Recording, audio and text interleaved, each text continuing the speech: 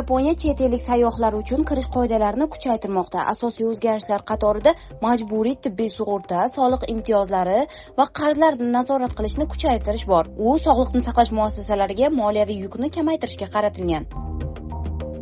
Suriya mamlakatning shimoli-g'arb qismida avtomobil va mototsiklga dron zarbalari oqibatida 2 kishi halok bo'lganini ma'lum qildi.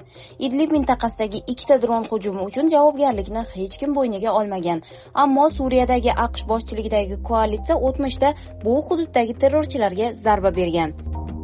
Indoneziya Turkiyaning mahalliy ishlab chiqargan Kan 5-avlod qiruvchisi uchun ilk xorijiy xaridor bo'lishi mumkin. Jurnalist Xoqon Chelikning aytishicha, Anqara va Jakarta 48 ta samolyot bo'yicha qiymati 10 milliard dollarlik bitimga juda yaqin turibdi. Agar mazkur da'vo tasdig'ini topsa, turklarning mahalliy dasturi istiqbolli loyihaga aylanadi. Qolaversa, ikki davlat o'rtasidagi harbiy hamkorlik aloqalari vektori Kaplan tankalari, Bayraktar dronlaridan tortib qiruvchi samolyotlarga qadar kengayib, strategik ahamiyat kasb etadi.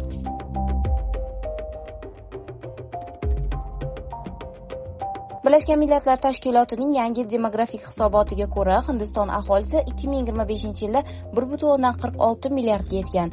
Bu dunyodagi eng yuqori ko'rsatkichga aytilgan. Shuningdek, mamlakatning umumiy tug'ilish darajasi pasaygani ham qo'shimcha qilingan. Birlashgan Millatlar Tashkilotining 2025-yilga mo'ljallangan jahon aholisi holati hisobida millionlab odamlar farzandli bo'lish maqsadi borasida qat'iy fikrga ega emasligini ta'kidlagan. Suriya ayollar uchun plyajda konservativ kiyinish tartibini e'lon qildi. Unga ko'ra, ayollar barcha jamoat plyajlarida burkinida, ya'ni tanani butunlay yopadigan suzish kiyimida yurishlari shart. Bu 2024-yilning dekabr oyida islomiy isyonchilar Bashar Asad rejimini ag'dargandan beri so'nggi madaniy o'zgarish hisoblanmoqda.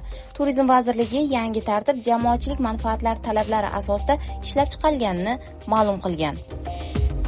O'zbekiston Tashqi ishlar vaziri Moskvadagi reydda kuch ishlatar tuzilmalarining migrantlarga nisbatan harakatlari yuzasidan Rossiyaga nota yubordi. Rossiya Tashqi ishlar vazirligi axborot xizmati rahbari Mariya Zakharova ushbu notadagi ma'lumotlar diqqat bilan o'rganilayotganini ma'lum qildi.